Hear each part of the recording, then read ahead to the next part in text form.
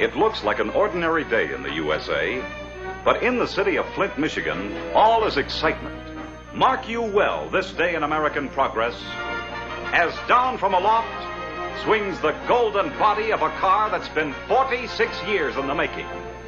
A car that marks a proud feat of the teamwork of American productive achievement, unmatched anywhere at any time. The manufacture by the people of one company of 50 million motor cars.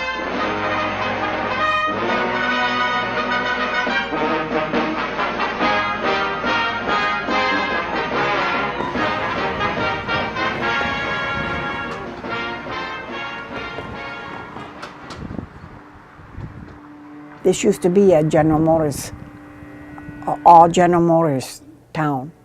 People came from the South and they got jobs in the factory. You know, Flint used to be a booming town. I raised a family of 4 children and 1 grandson. We needed a second income, so I started working. Got married, had 5 children, and went back to work after being married 10 years. When I started in the shop, like I said, at 19, that was the best paying job around, you know, considering that I didn't have, you know, the college experience at that time. I was an inspector on an assembly line. I assembled the parts that went into the cruise control. You know, back when I was in high school, not too many girls went to college. I mean, unless you were going to be a nurse or a teacher. On weekends, I would wait tables on Thursdays, Friday, and Saturday. I did bar work, mixing drinks, mingling with customers, just trying to make ends meet.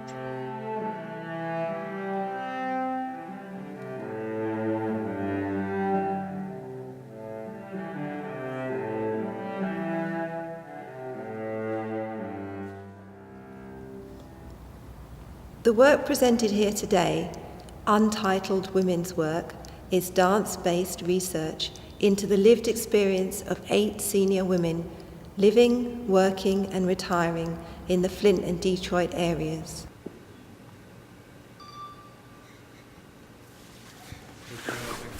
I was 19.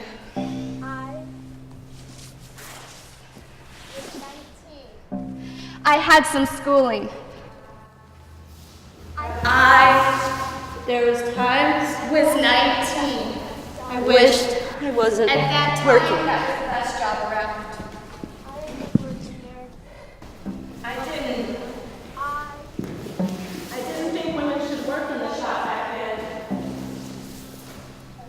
I thought it was a man's job. And especially after I started raising my grandson. With the benefits. Back in that time, your family could get you in the shop. The head. In between layoffs, I always wanted to carry on my education. I really didn't want to be there. I wanted to be at home. Then I got thinking about retirement so late in my life. I went to the shop. I was in my late 30s by then. My husband passed 4 years before I was to retire. So that was really a hard 4 years. My job was various jobs on the assembly line. For example, one job consisted of putting the oil pan on. I thought it was a man. And it was monotonous. Then I went to the body shop and I did welding. I had these burn marks in my blouse and in my bra, but I needed it all the time while the line was moving. It was a retirement plan, basically. Guess that's what I went there for. What really goes by seniority? Each time I was laid off, it was a shock. Oh my goodness. But I managed to keep myself working, you know. It was hard. They're all grown now. I get emotional. Third shift, you go in at 10 and get off at 6 a.m. And that was the shift I preferred. In the last 5 years, I was studying on the third shift because it worked better for me and my family. Hey. I wish I could stay.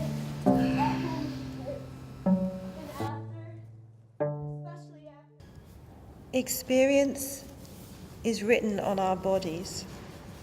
As we researched, listened to the voices, our personal experiences made us notice themes in the women's stories.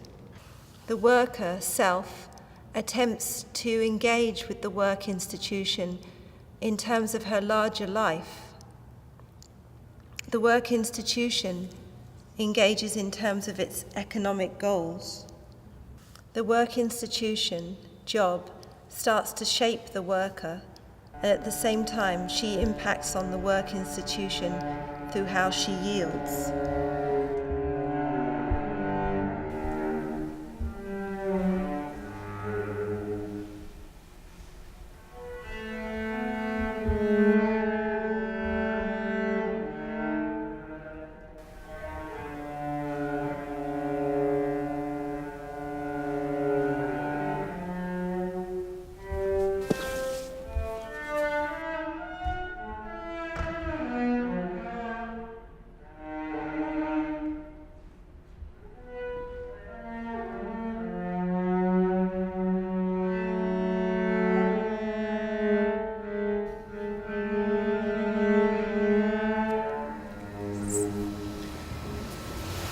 But established a relationship was important. What happens if the individual does not feel she has any meaningful relationship with her work?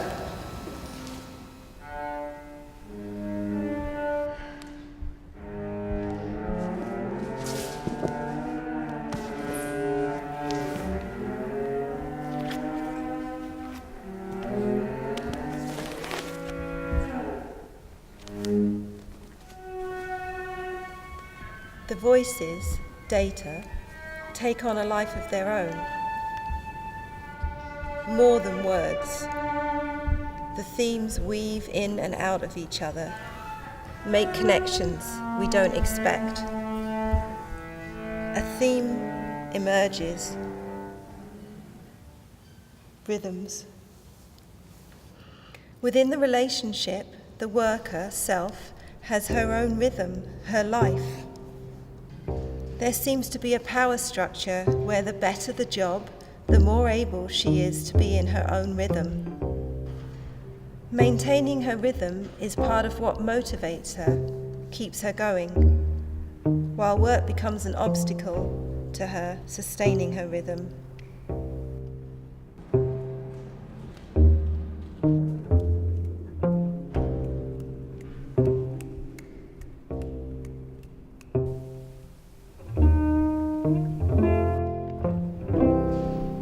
We end with the suggestion of a good job. Relationships and rhythms woven together, but not lost in each other.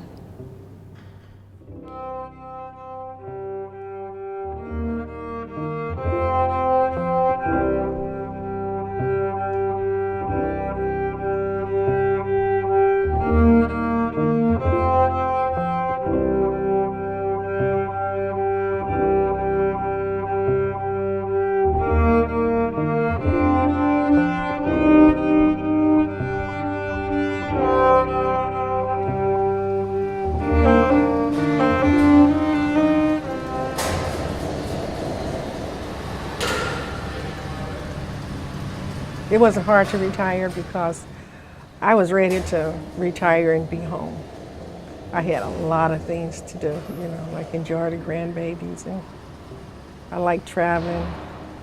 I didn't travel often, but when I got a chance, I did.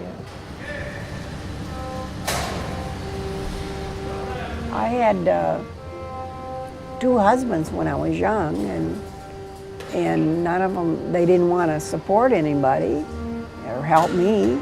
So I just told them to get out, you know, and I did it on my own. Never got any child support, nothing.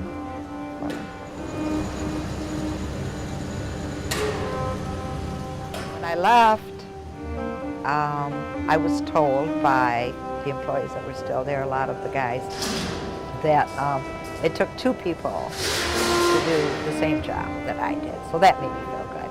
Gave me a lot of confidence. You know, I think each position that I had, I learned a little bit more.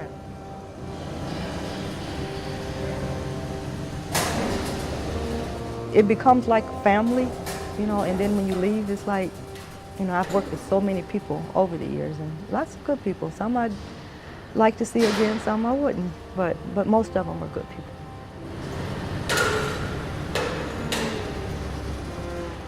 Well, I like most jobs because I like interacting with the people. You know, you meet a lot of different people, and you get to talk, you get to move around. You don't just sit in one place. That's why I enjoy it. I think you can adjust to just about anything you have to do. And it wasn't bad, but you know, if you don't have to work on an assembly line, if you work on a job that's outside the area of assembly, you work at your own speed, that's much better. Even though you're working fast, you're still controlling the speed, where you have no control over the speed of the parts coming down the assembly line. So yeah, we learn from our experiences, learn from our mistakes. You know, everybody back then, a lot of days, you know, we probably did silly things, said silly things. But yes, now those experiences are what makes me who I am today.